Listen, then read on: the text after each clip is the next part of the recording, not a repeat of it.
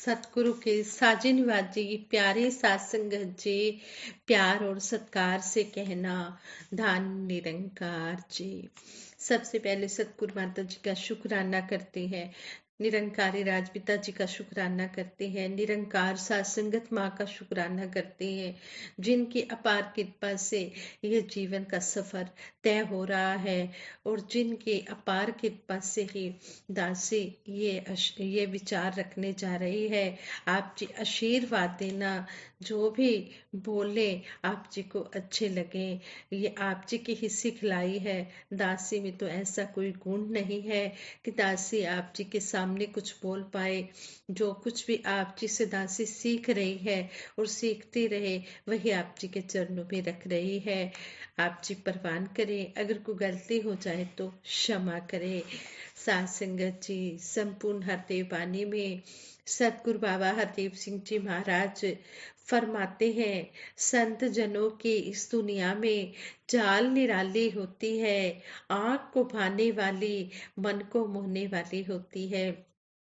सतगुरु बाबा जी समझा रहे हैं कि संत महापुरुष जो होते हैं हमेशा ये प्यार ही देते हैं, इनकी चाल निराली होती है और जो भी बात ये बोलते हैं वो मन को अच्छी लगने वाली होती है। और इनके दर्शन करके हमारी जो ये आंखें हैं ये भी धन्य हो जाती हैं। दासी ऐसे ही आप जी के चरणों में महात्मा ईसा जी की एक स्टोरी शेयर करने जा रही है। इस स्टोरी द्वारा हमें यही समझाया गया है कि संत सदा परमार्थी, शीतल इनके अंग। संत महात्मा हमेशा परमार्थी ही होते हैं और दूसरों को ठंडक ही देते हैं, कभी किसी के अवगुणों की तरफ नहीं देखते हैं।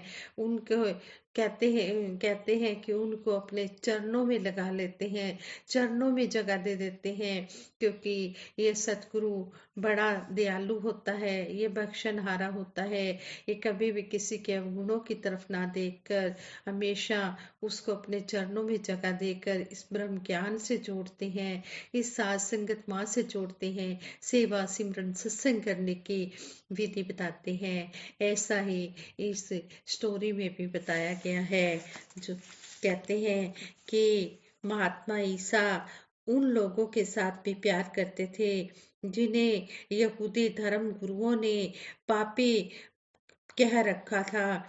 उनके इस आचरण पर धर्म गुरु टीका टिप्पणी भी करते, लेकिन महात्मा ईसा उनकी परवाह न करते हुए अपने प्यार द्वारा बुरे कहलवाने वाले लोगों का भी सुधार करने में लगे रहे। धर्म प्रचार के दौरान एक बार महात्मा ईसा चरीहो नामक नगर में पहुंचे। वहां जक्कई नाम का एक आदमी रहता था। जक्कई एक गवर्नमेंट ऑफिसर था। वह फॉरेन गवर्नमेंट के लिए पब्लिक से टैक्स लिया करता था। वहां की पब्लिक उसे अच्छी नजरों से नहीं देखती थी। जब जक्कई को चरीहो में महात्मा ईसा के आने का पता चला तो उसके मन में भी उनके दर्शनों की इच्छा जागी। जब महात्मा ईसा वहां से गुजर रहे थे, उनके आगे से गुजरे, तो उन्हें देखने के लिए जक्कई गया। एक बड़ी भीड़ ने महात्मा ईसा को घेर रखा था।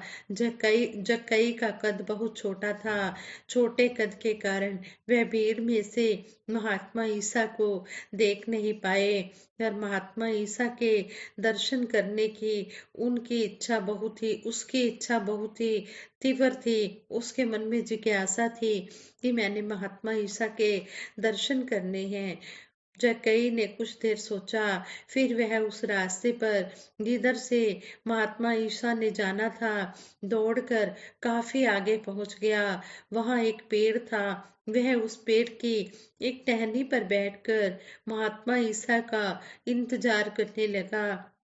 उसकी महात्मा ईसा से मिलने की बहुत ही तीव्र इच्छा थी, मगर मन ही मन वह डर भी रहा था। वह सोच रहा था, मैं तो एक बदनाम आदमी हूँ। फॉरेन गवर्नमेंट के लिए टैक्स वसूल करते समय मैं वहाँ के लोगों पर कई तरह की बातें करता हूँ।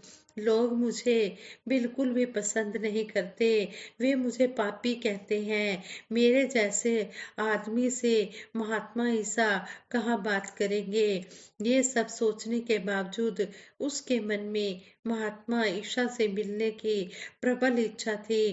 कुछ देर के बाद महात्मा ईसा अपने श्रद्धालु भक्तों की भीड़ के साथ उस पेड़ के पास पहुंचे। जब उन्होंने जक्कई को पेड़ पर बैठे देखा तो वह बड़े प्यार से उससे बोले, जक्कई जल्दी नीचे उतरो, आज मैं खाना तुम्हारे घर खाऊंगा, चलो जल्दी चलें। महात्मा ईसा की बात सुनकर जक्कई बहुत खुश हुआ। खुशी में नाचता हुआ वह महात्मा ईसा को अपने घर ले गया। यह देखकर यहूदी धर्म गुरुओं ने महात्मा ईसा को बहुत बुरा भला कहा। वे कहने लगे, जक्कई तो पापी है। वह फॉरेन गवर्नमेंट के लिए हमसे टैक्स वसूल करता है। ऐसे पापी के घर जाने वाला व्यक्ति धर्मात्मा नहीं हो सकता। महात्मा ईसा को जक्कई के घर नहीं जाना चाहिए। महात्मा ईसा ने उन लोगों की बातों को अनसुना कर दिया और जक्कई के घर जाकर उसे प्रभु भक्ति का उपदेश दिया। महात्मा ईसा से दीक्षा पाने के बाद जक्कई को सभी अपने भाई लगने लगे। उसे पता लग गया कि सब लोग एक ही निरंकार प्रभु की संतान है। इस नाते सभी भाई भाई हैं। ज्ञान दृष्टि मिलने के बाद उसे अपने किए हुए कामों पर बहुत शर्म आई।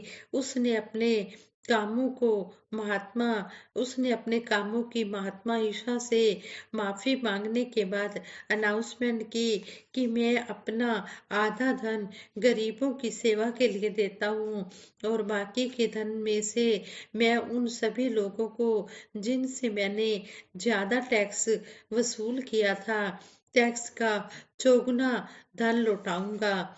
जक्कई की इस अनाउंसमेंट के बाद महात्मा ईसा ने यहूदी धर्म गुरुओं को समझाते हुए कहा, प्रभु ने मुझे इसलिए भेजा है कि मैं उन लोगों को जो कि परमेश्वर को भूलकर बुरे कामों में लग गए हैं, प्रभु के पास वापिस ले आऊं।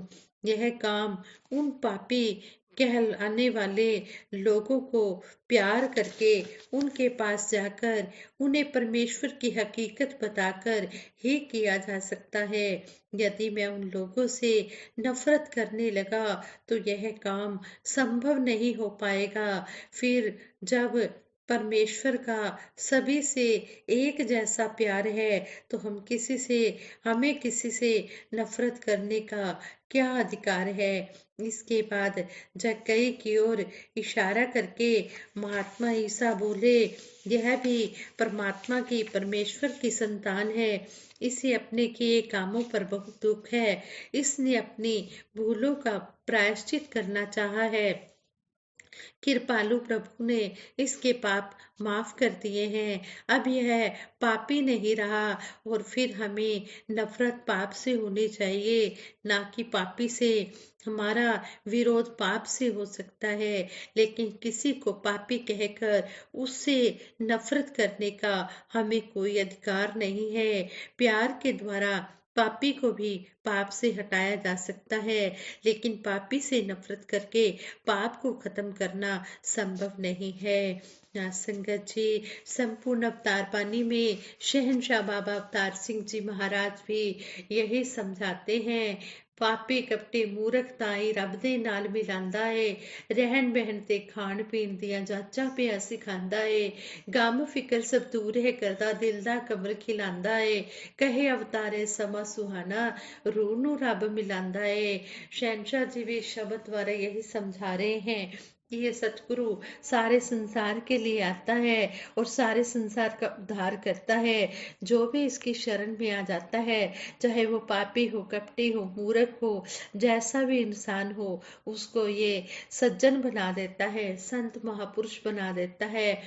और कहते हैं कि यह समय बड़ा ही सुहाना है, यह दिल का कमल खिला देता है, दिल का कमल खिला देता है।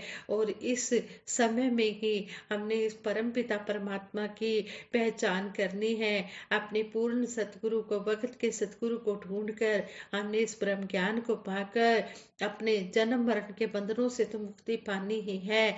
और जो भी हमारे से गलतियां हुई हैं, उन गलतियों की भी ये माफी दे देता है। कहते हैं कि ब्रह्म ज्ञान लेने से पहले जो भी हमारे किए हुए कर्म होते हैं, जो भी हमसे अनजाने में कर्म हो जाते हैं, हमें समझ नहीं होती है, ये सतगुरु उन ब्रह्म ज्ञान लेने के बाद पहले जो किए हुए हमारे कर्म होते हैं उनको इस तरह माफ कर देता है, इस तरह साफ कर देता है, इस तरह खत्म कर देता है।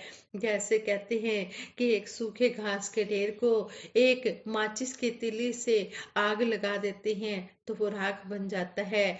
इसी तरह सतगुरु भी ब्रह्म ज्ञान लेने से पहले जो भी हमसे भूले हुई हैं, ब्रह्म ज्ञान लेने के बाद उन सारी भूलों को खत्म कर देता है, हमारे सारे पाप गुनाह माफ कर देता है।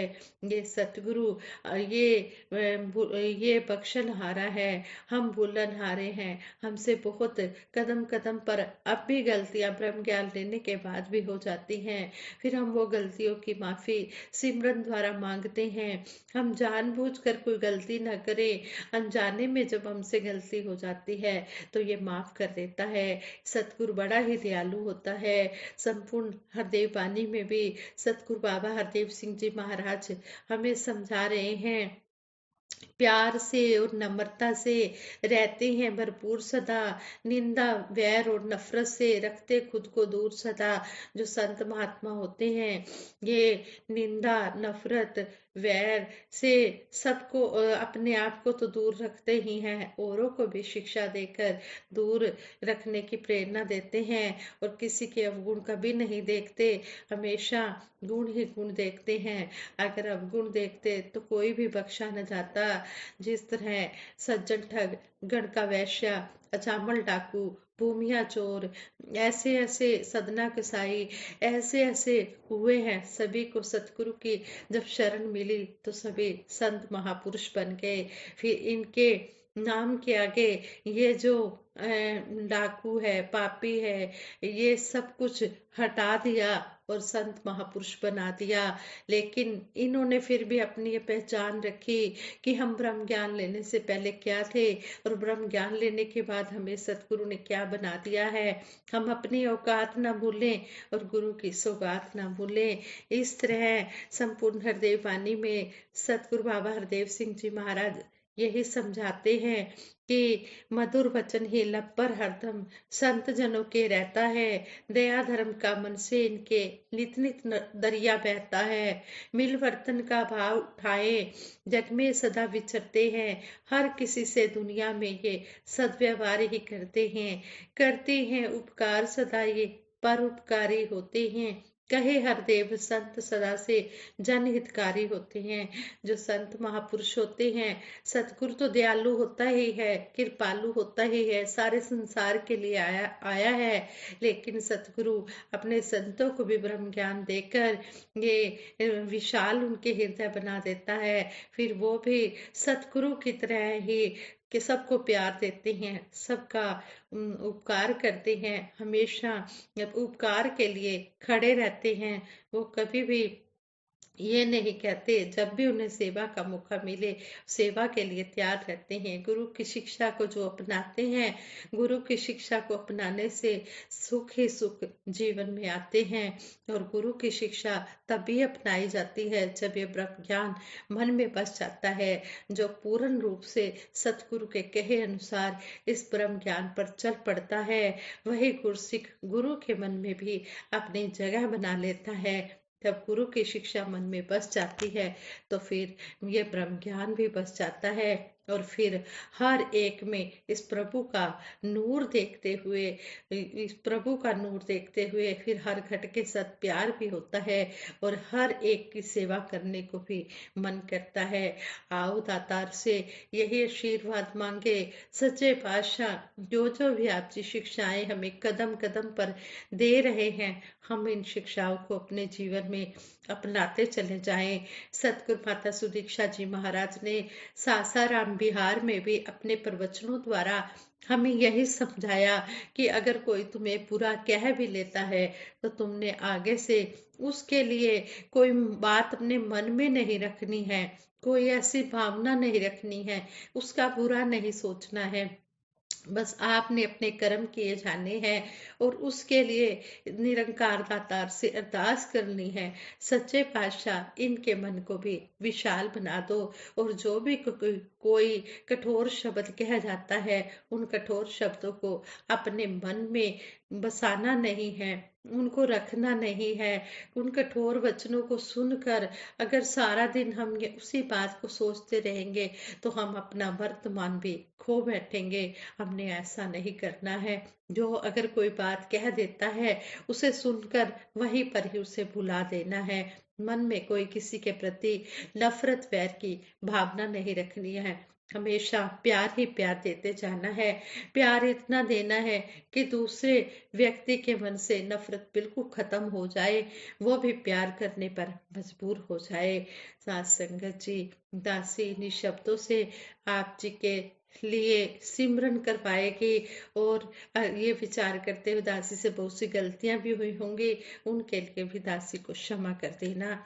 तू ही निरंकार मैं तेरी शरण हाँ, मैनू बख्श लो। तू ही निरंकार मैं तेरी शरण हाँ, मैनू बख्श लो। तू ही निरंकार मैं तेरी शरण हाँ, मैनू बख्श लो। बोलिए सतगुरु माता सुदीक्षा सविंदर हरदेव जी महाराज की जय। निरंकारी राजमाता गुरुबचन अवतार की जय। हाँ संगत जी, प्रेम से कहना धन निरंकार जी।